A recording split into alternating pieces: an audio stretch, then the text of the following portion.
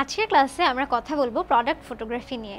Product photography online বিজনেসের জন্য খুবই গুরুত্বপূর্ণ একটা জিনিস, কারণ কোনো একটা প্রোডাক্টের ছবি দেখেই কিন্তু তোমার কাছ থেকে তোমার কাস্টমার প্রোডাক্টটা কিনবে। সো আমি যদি খুব ভালো মতো বুঝাতে না পারি যে আমার প্রোডাক্টটা আসলে কীরকম, আমার কাস্টমার কিন্তু যতই ভালো হোক আমার প্রোডাক্ট বুঝতে পারবে না। সো আমরা আজকে ছোট্ট কিছু টিপস অ্যান্ড ট্রিক্স এবং কিছু গুড প্র্যাকটিসেস দেখে নেব, যেগুলো হচ্ছে গিয়ে প্রোডাক্ট ফটোগ্রাফির জন্য খুবই গুরুত্বপূর্ণ। সো প্রথমেই আমরা এই ছবিটার দিকে তাকাই। আমাদের মধ্যে কয়জন আমরা আসলে এই ধরনের ফটোগ্রাফিওয়ালা পেজ থেকে এই প্রোডাক্টগুলো কিনতে রাজি হব? আই ডোন্ট থিঙ্ক খুব বেশি। রাদার যদি আমরা এই ছবিটার দিকে তাকাই, আমরা কিন্তু সবাই একটু হলেও গিয়ে দেখবো, ও ওয়াও, আমি একটু গিয়ে দামটা দেখে আসি তো, এই শাড়িটার কত দাম।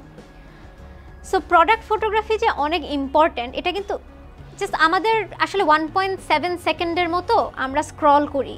যখন স্ক্রল করি মোবাইলে, তখন হচ্ছে কি 1.7 সেকেন্ডের মতো আমাদের কাছে সময় থাকে যখন আমরা একটা জিনিস দেখি। অতটুকু সময়ের মধ্যে একটা মানুষের মধ্যে যখন আমি ইন্টারেস্ট জাগাতে যাব নিজের প্রোডাক্টের ব্যাপারে, তখন আসলে আমাদের প্রোডাক্ট ফটোগ্রাফির কোনো বিকল্প নাই। সো আমরা একটা সার্ভে করেছিলাম, যেহেতু আমরা অনেক অনলাইন বিজনেসকে নিয়ে কাজ করি।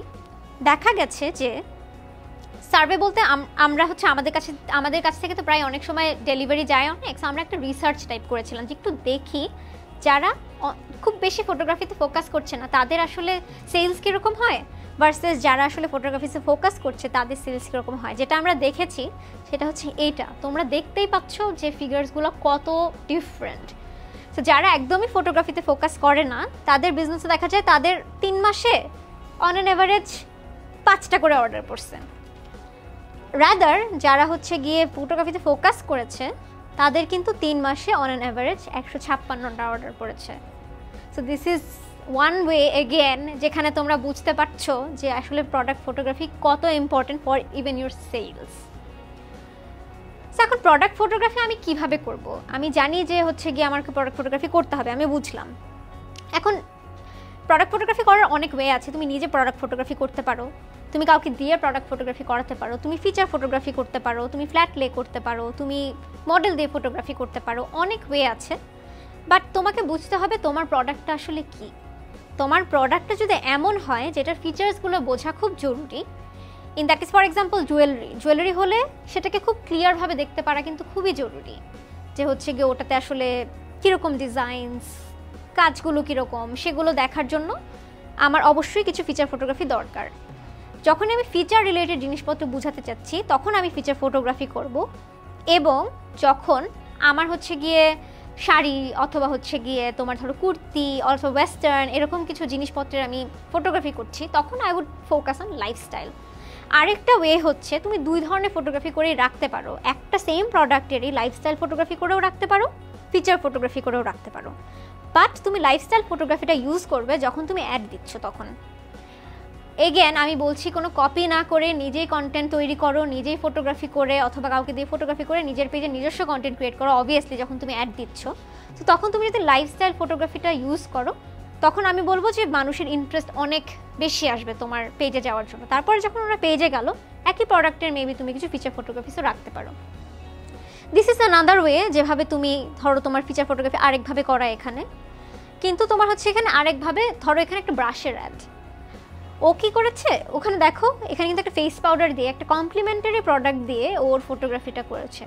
সো যখনই দেখা যাচ্ছে যে আমি জুয়েলারির ফটোগ্রাফি করছি, আমি মেবি ব্যাকগ্রাউন্ডে একটা শাড়ি সুন্দর করে ভাঁজ করে রেখে দিতে পারি, তার উপরে সুন্দর করে জুয়েলারিটা রেখে সেটার ছবি তুলতে পারি একটা কমপ্লিমেন্টারি প্রোডাক্ট ব্যাকগ্রাউন্ডে রেখে। দেন এগেন যখন আমি ধরো বইয়ের ফটোগ্রাফি করছি, তখন মেবি আমি ব্যাকগ্রাউন্ডে কিছু তোমার ওয়াবল হেডস অথবা হচ্ছে গিয়ে সানগ্লাসেস এগুলো রেখে ফটোগ্রাফি করতে পারি। অনেক ক্ষেত্রে কসমেটিক্সের ক্ষেত্রে আমি ব্যাকগ্রাউন্ডে মেবি ব্যাগস, ফ্লাওয়ার্স এই ধরনের জিনিসপত্র রেখে ফটোগ্রাফি করতে পারি, যেটা আমাকে আস্তে আস্তে করে এক্সপেরিমেন্ট করে দেখতে হবে কোন ধরনের ব্যাকগ্রাউন্ড অ্যাকচুয়ালি আমার ফটোর সাথে বেশি যাচ্ছে। সো আমি কয়েকটা এক্সপেরিমেন্ট করার পরই দেখবে তুমি বুঝে যাচ্ছ, তখন ওভাবে আমাদের প্রপস দিয়ে ব্যাকগ্রাউন্ডে কমপ্লিমেন্টারি প্রোডাক্টসের প্রপস সাজিয়ে আমরা আমাদের ছবি তুলতে পারি খুব ইজিলি, তেমন কোনো এফোর্টই দিতে হবে না এখানে। এখন আসি কিছু বেসিক রুলসে, যে আমাদের ফটো যদি আমি ফটোগ্রাফি করতে চাই, ধরো আমি কোনো মডেল অথবা কোনো সাবজেক্ট দিয়ে ফটোগ্রাফি করছি, in that case there is this term called rule of third, যেটা দিয়ে আমি সবসময় আমার চোখে যেন আমার সাবজেক্টটাকে খুব ভালো মতো লাগে সেটা ডিফাইন করতে পারি। ফর এক্সাম্পল, আমি যদি দেখো এই 4টা পয়েন্টে আমার সাবজেক্টগুলোকে প্লেস করি, তাহলে সবার আগে আমার চোখে ওই পয়েন্টগুলোর দিকেই যায় কোনো একটা ছবিতে। সো আমি যখন ছবি তুলবো কোনো একটা সাবজেক্ট দিয়ে অথবা কোনো একটা মডেল দিয়ে, আমি চেষ্টা করব এই রুল অফ থার্ডটাকে মেনটেন করে ছবিটা তোলার, যখন আমি নিজে ফটোগ্রাফি করছি। এখানে আমি কিছু গুড এক্সাম্পলস রেখেছি তোমার ফটোগ্রাফি যদি তুমি করতে চাও। এগুলো কিন্তু নিজেদেরই তোলা, এখানে কিন্তু কোনো প্রফেশনাল ফটোগ্রাফার ইউজ করা হয় নাই। যেটা ওরা ইউজ করছে সেটা হচ্ছে কমন সেন্স। আমি যেটা বললাম যে আস্তে আস্তে ব্যাকগ্রাউন্ডে অনেকগুলো জিনিসপত্র রেখে যখন তুমি ট্রাই আউট করতে থাকবে, তখন দেখবা যে এক সময় একটা ভালো রেজাল্ট কিন্তু বের হয়ে আসছে। সো এই পেজটার নাম হচ্ছে নিউটনস আর্কাইভ। ওরা হচ্ছে সেন্টেড ক্যান্ডেলস বিক্রি করে। So look at this picture, তোমার এই ছবিটা দেখেই কিন্তু এই ক্যান্ডেলটা কিনতে ইচ্ছা করবে। তুমি ক্যান্ডেল কেনার মুডে থাকো আর না থাকো, আই এম শিওর কেউ আমরা ফেসবুক নিউজ ফিডে ঘুরি না এটা চিন্তা করে যে আমি এখন একটা ক্যান্ডেল কিনবো। But when you see this picture, তখন কিন্তু তোমার দেখেই মনে হবে যে ঠিক আছে, আর কত টাকা দাম হবে, একটা ক্যান্ডেল কিনে ফেলি। And this is another shop called beauty. ওরা কিন্তু চাইলে স্টক ইমেজেস ইউজ করতে পারে, বিকজ কসমেটিক্সের এই ধরনের স্টক ইমেজেস অনেক পাওয়া যায়। সো কিন্তু ওরা দেখো নিজেরা সুন্দর করে ফটোগ্রাফি করেছে, একটা সেলের পোস্ট দিয়েছে, সেখানে এই ইনফরমেশনগুলো সুন্দর করে গ্যাদার করা আছে, এমনভাবে গ্যাদার করা আছে সো দ্যাট এটাকে চাইলে ওরা বুস্টও করতে পারে। একদম ঈদ সেল, কত % অফ, সেই জিনিসগুলো একদম ফোকাস দিয়ে দেওয়া। অ্যান্ড দেখো পিছনের ব্যাকগ্রাউন্ডটা কত সুন্দরভাবে কন্ট্রাস্টেড। সো এই জিনিসগুলো আমাদের অবশ্যই খেয়াল রাখতে হবে আমরা যখন ফটোগ্রাফি করছি। সো এখানে আমি কিছু টিপস রেখেছি ফটোগ্রাফির, যে আসলে কোন কোন জিনিস মাথায় রাখতে হবে। টু সামারাইজ অল দিস, আমি এতক্ষণ যেটা বললাম, তোমার একটা নাম্বার 1 টিপস হচ্ছে গিয়ে তোমাকে ন্যাচারাল লাইট ইউজ করতে হবে। সো যখন তুমি ন্যাচারাল লাইট ইউজ করবে, তখন দেখবে তোমার জিনিসের যে কালারটা সেটা সবচেয়ে ভালো বোঝা যাচ্ছে, এবং ন্যাচারাল লাইটে যে কোনো ছবি খুব ভালো ওঠে নর্মালি অন্যান্য লাইট ইউজ করার চেয়ে। এরপরে যেটা দেখালাম একটু আগে, যে তোমাকে কন্ট্রাস্ট ব্যাকগ্রাউন্ড ইউজ করতে হবে। ধরো তুমি একটা লাল প্রোডাক্টের ফটোগ্রাফি করছো, মেবি তুমি ওটাকে একটা কালো ব্যাকগ্রাউন্ডে বসাতে পারো। নীল ব্যাকগ্রাউন্ডের চেয়ে হয়তো কালো ব্যাকগ্রাউন্ডে সেই লাল জিনিসটা অনেক ভালো ফুটবে, অথবা সাদা ব্যাকগ্রাউন্ডে সেই লাল জিনিসটা অনেক ভালো ফুটবে। সো এটার জন্য একটা চিট কোড আছে, সেটা হচ্ছে কি তুমি সাদা এবং কালো দুইটা ব্যাকগ্রাউন্ড কিনে রাখতে পারো। ধরো দুইটা কাপড় কিনে রাখলে, যেটাতে হচ্ছে কি তুমি বসে বসে প্রায় অল্টারনেট করে করে ছবি তুলতে পারবে ফর স্টার্টার্স। এরপরে তুমি বিভিন্ন ব্যাকগ্রাউন্ড মেবি এক্সপেরিমেন্ট করতে পারো। এরপর হচ্ছে কি don't use too much text. So যখনই তুমি টু মাচ টেক্সট ইউজ করবে একটা ফটোতে, যেমন ধরো একটু আগে যদি আমি বিউটিফের ফটোটা আরেকবার দেখাইও, কিন্তু টেক্সট ইউজ করেছে কিন্তু খুব কম, খুবই সাটলভাবে টেক্সটগুলো ইউজ করেছে। সো যখনই তুমি টু মাচ টেক্সট ইউজ করবে, তোমার ছবিটা ক্লাটারি হয়ে যাবে, ভাল লাগবে না দেখতে। So don't use just too much text on your photos. তোমার মোবাইল ফোনই ফটোগ্রাফি করার জন্য অ্যাপ্রোপ্রিয়েট, তোমার আর অন্য কোনো ইনভেস্টমেন্টে যাওয়ার দরকার নেই ইনিশিয়ালি। এখন মোবাইল ফোনের ক্যামেরাজ অনেক ভালো, তুমি যদি ন্যাচারাল লাইটে নিজের মোবাইল ফোনটাকে একটু বিভিন্ন অ্যাঙ্গেল করে করে ছবি তুলো, উপর থেকে, নিচে থেকে, পাশে থেকে, বিভিন্নভাবে, তাহলে দেখবে তুমি নিজেই অনেক ভালো ছবি তুলতে পারছো।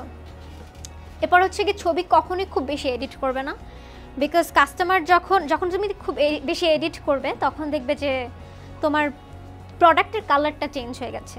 সো কাস্টমার যখন দেখবে যে সে এক কালার দেখেছে আরেক কালার কিনছে, অনেক বেশি এক্সপোজারওয়ালা ছবি তুমি দেখিয়েছো তাকে, তখন কিন্তু সে প্রোডাক্টটা রিটার্ন করে দেবে। এই জন্য তোমার উচিত কাস্টমারদেরকে সবসময় যতটুকু সম্ভব রিয়েল রেখে ছবিটা তুলে, খুব বেশি এডিট না করে ছবিগুলো দেখানো। অ্যান্ড লাস্টলি প্রপস ইউজ করবে। যেমন ধরো তুমি নিউটনস আর্কাইভের ছবিটা যদি তুমি দেখো, এখানে কিন্তু ওরা খুব সুন্দর করে কিছু ব্যাকগ্রাউন্ডে প্রপস ইউজ করেছে। সো যখন তোমার ওই ধরনের সেন্সটা একটু ডেভেলপ করবে যে কোন প্রোডাক্টের সাথে ব্যাকগ্রাউন্ডে কোন ধরনের প্রপস ইউজ করতে পারছো, তখন অ্যাকচুয়ালি তোমার প্রোডাক্টের ফটোগ্রাফিতে প্রপস ইউজ করে খুব সুন্দর ছবি তুলতে পারো। তুমি চাইলে ফ্ল্যাট লেস দিয়ে লিখে গুগলে সার্চ করে দেখতে পারো বিভিন্ন ছবি, তারপরে ইনস্টাগ্রামে সার্চ করে দেখতে পারো। দেয়ার আর প্লেন্টি অফ এক্সাম্পলস, যেগুলো দেখে দেখে তুমি তোমার সেন্স ডেভেলপ করে ফটোগ্রাফি করতে পারো। সো দ্যাটস ইট আজকে ফটোগ্রাফি ক্লাসের জন্য। Thank you so much. Next ক্লাসে আমরা অন্য কিছু নিয়ে কথা বলবো।